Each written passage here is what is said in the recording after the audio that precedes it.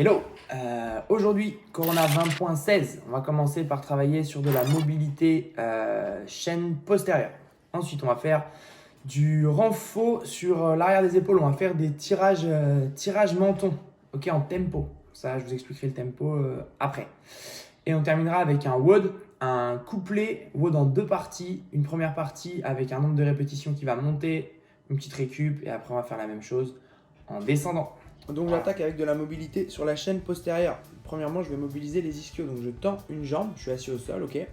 L'autre pied est au niveau du genou et je viens tout simplement essayer d'attraper mon pied. Si c'est pas possible, j'attrape ma cheville ou le plus loin que je peux.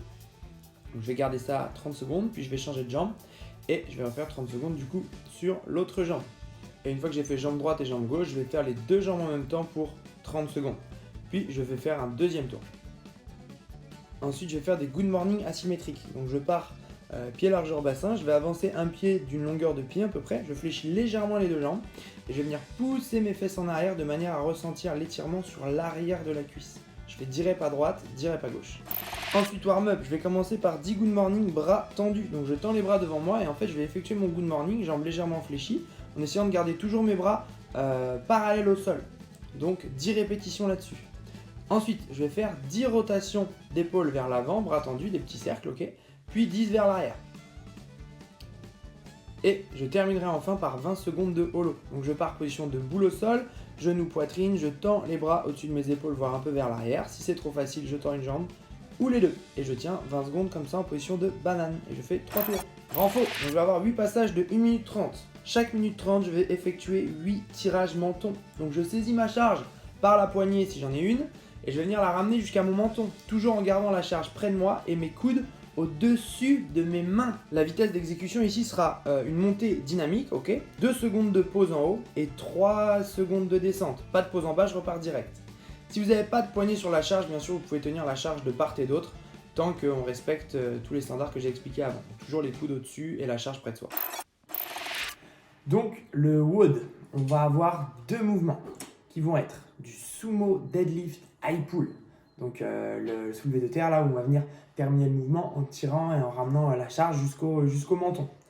Ça tombe bien du coup vu que pendant le renfort on s'est bien échauffé à faire ça. On va juste rajouter le deadlift en bas et ça va être en fait c'est un mix des deux mouvements. Et le deuxième mouvement ça va être des V-up. Des V-up, donc on ne peut pas faire de toast to bar. Donc bon, c'est un peu la solution de remplacement. Donc ouais, sumo deadlift high pull, V-up.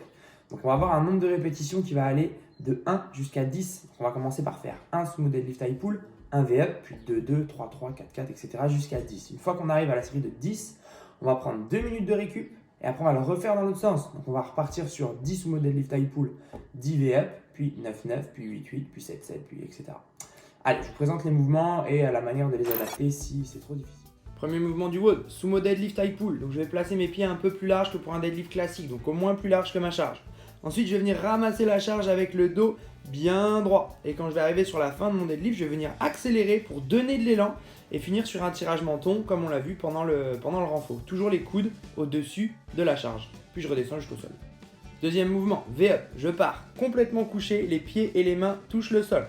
Et là, je vais venir serrer fort mes abdos pour venir essayer de toucher mes pieds en gardant mes jambes et mes bras tendus. Normalement, je dois finir le mouvement en étant en appui sur mes fesses. Si ce mouvement est trop difficile, je vais effectuer des tuck-up. Donc même position de départ, sauf qu'au lieu de venir chercher mes pieds avec les jambes et les bras tendus, je vais venir me grouper et finir le mouvement en position en gros de boule. Donc je viens chercher mes pieds en venant me grouper. Votre score est donc le temps qu'il vous aura fallu pour réaliser ce WOD, ou le nombre de répétitions dans le tour en cours.